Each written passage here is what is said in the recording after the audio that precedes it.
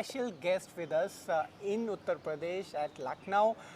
We will talk about tourism, we will talk about economy, we will talk about business. Welcome to ET Now, Mr. Jaiveer Singh ji, आपका स्वागत है। मैं आपसे ये समझना चाहूँगा, अयोध्या हम सब ने देखा किस तरीके से भव्य कार्यक्रम हुआ, टूरिज़्म पे किस तरीके से सरकार का बढ़ावा है। अब आगे जाकर सरकार की प्राथमिकता अगर हम उत्तर प्रदेश में बात करें और टूरिज़्म में बात करें तो किस तरीके से आप उसको आगे बढ़ाना चाहते हैं? देखिए, मैं समझता हूँ यदि यूपी को लेकर हम लोग बात करें तो धार्मिक टूरिज्म और आध्यात्मिक टूरिज्म को लेकर के उत्तर प्रदेश में असीम संभावनाओं का प्रदेश है जी। भगवान राम की जन्मस्थली, जैसा आपने देखा अयोध्या, राम जी अपने 500 वर्षों से अधिक के लंबे संघर्ष, त्याग, तपस्या और बलिदानों के बाद घर में विराजमान हो गए जी। देश और दुनिया का अपूर्व समर्थन, आस्था, श्रद्धा का भाव जी। अयोध्या की तरफ उमड़ पड़ा है। लाखों श्रद्धालु प्रतिदिन आ रहे हैं। काशी कॉरिडोर बनने के बाद जब माननीय प्रधानमंत्री के कर कमलों के द्वारा उसका लोकार्पण हुआ, उसका जिस तरीके से लाखों लोगों की तादाद में शिव भक्तों का आगमन हुआ जी। और उसका परिणति ये है कि अयोध्या में के साथ साथ काशी में जब आप जाएंगे तो वहाँ आर्थिक परिदृश्य ही बदल गया काशी का जी। जो ज़मीन 500 रुपये वर्ग फुट कभी हुआ करती थी कॉरिडोर से जस्ट पहले तक, आज 50,000 रुपये स्क्वायर फुट है।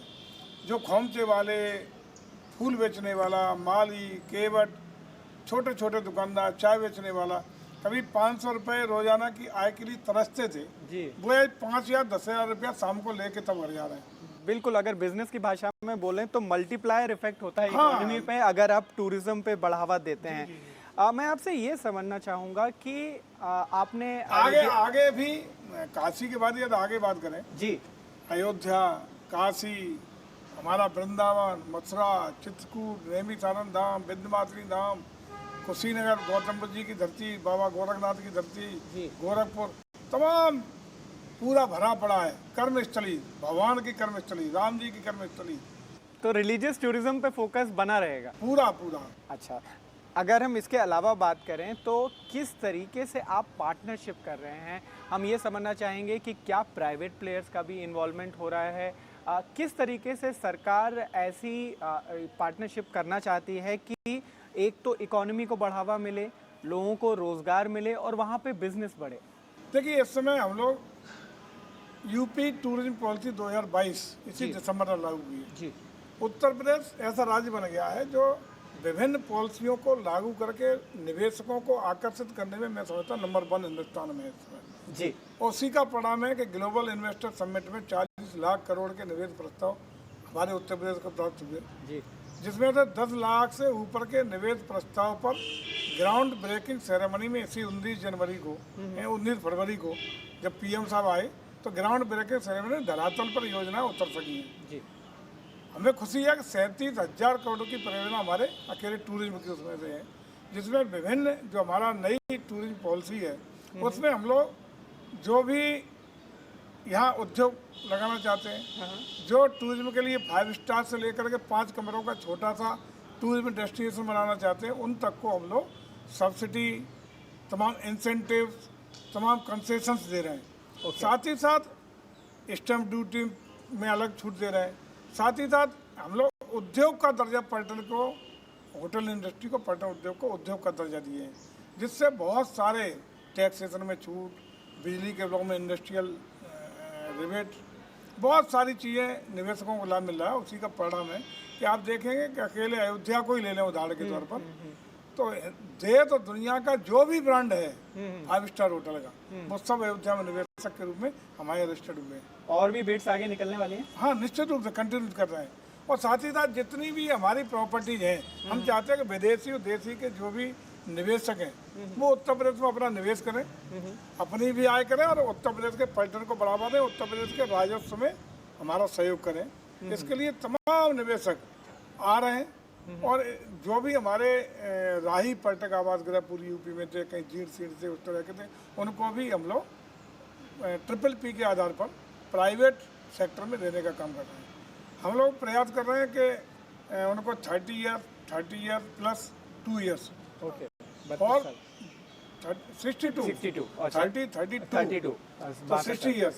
और जो हेरिटेज प्रॉपर्टीज है जैसे राजस्थान का टूरिज्म है, खासे देखते होंगे जो भी बम्बई के कहीं के बड़े सेलिब्रिटी हैं उनकी शादियों के कार्यक्रम होते जाके चित्तौड़गढ़ का किला या राजस्थान के किले ढूंढते हैं। उसी तरह पे उत्तर प्रदेश में बहुत सारे किले हैं, फतेहपुर सीकरी, आगरा, बुंदेलखंड में बहुत सारे किले हैं जीर्ण शीर्ण स्थिति में। उनको हम लोग PPP में 99 साल के लिए ले रहे हैं लीज पे। अच्छा वो ये बिल्स ऑलरेडी आ चुकी हैं या आने वाली हैं? आ गए, शुरुआत चल रही है, प्रोसेस चल रहा है, प्रोसेस शुरू हो गया है। अच्छा बहुत सारे कई डेस्टिनेशन पे हम लोग काफ़ी उसमें प्रक्रिया में आगे बढ़ चुके हैं, वो भी चल रहा है। हम चाहते हैं कि प्राइवेट क्षेत्र के लोग सरकारी क्षेत्र की संसाधन उनको जोड़ते हुए उत्तर प्रदेश को टूरिज्म के लिए और उत्तर प्रदेश को टूरिज्म के मार्फत बहुत बड़ा राजस्व अर्जित करने के लिए लोग भी यहाँ अच्छी सुविधाएं दें, लोगों को सुविधा मिले और सरकार को भी अच्छा खासा रेवेन्यू मिल करके प्रदेश की उन्नति में, तरक्की में पर्यटन का भी बड़ा योगदान राजस्व में हो सके, ये हम लगातार प्रयास कर रहे हैं। बिल्कुल सरकार ने जो काम किया है वो कई जगह तो दिख भी रहा है, लेकिन मैं आपसे ये समझना चाहता हूँ कि पिछले लास्ट के 1 या 2 साल में कोई ऐसा बड़ा नंबर है अगर आप उसको मेंशन करना चाहें। आपने निवेश की बात की जो अभी यहाँ पे इवेंट हुआ था, जो सिर्फ और सिर्फ राजस्व पर्यटन से आया हो? निश्चित रूप से अभी जैसे जो ग्राउंड ब्रेकिंग सेरेमनी में जी लगभग 37,000 करोड़ के निवेश प्रस्ताव हमें अकेले को पर्यटन को मिले हैं। अभी जी अकेले अयोध्या में अभी तक जो होटल्स का जो 5 स्टार होटल्स हैं अकेले अयोध्या में ही, उसमें से ज़्यादातर हिस्सा करीब मेरे ख्याल से 70-2,500 करोड़ के निवेश के प्रस्ताव अकेले अयोध्या में मिले हमें। और लगातार हमें निवेश के प्रस्ताव मिल रहे हैं। और हम लोग चाहे धार्मिक टूरिज्म हो, आध्यात्मिक टूरिज्म हो, इको टूरिज्म हो, एडवेंचर टूरिज्म हो, हेल्थ टूरिज्म हो, वेलनेस टूरिज्म हो, हम लोग यही नहीं कर रहे, एक और हम बढ़ावा दिए, इससे आगे बढ़ गए। हम लोगों ने एक इको टूरिज्म बोर्ड बनाया है। अच्छा जी। CM हमारे जो मुख्यमंत्री जी हैं उसके अध्यक्ष हैं, नोडल हमारा पर्यटन है, 9 विभागों को उसमें इन्वॉल्व किया उन्होंने।